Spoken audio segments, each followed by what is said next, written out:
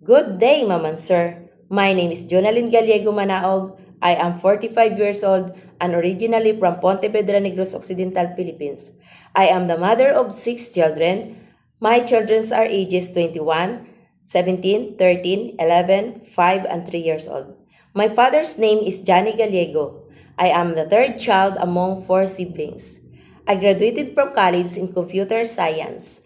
I am a loving mother who has raised my children with care, patience, and dedication.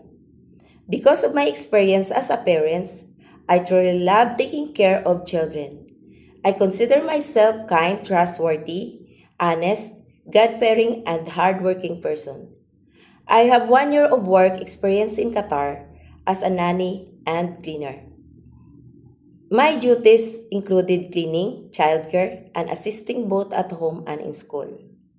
I am a very flexible person and willing to learn.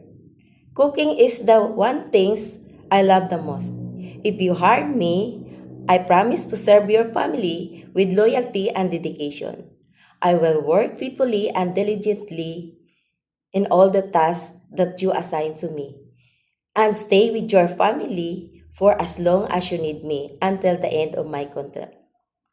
Thank you very much for your time and consideration. God bless you. See you soon.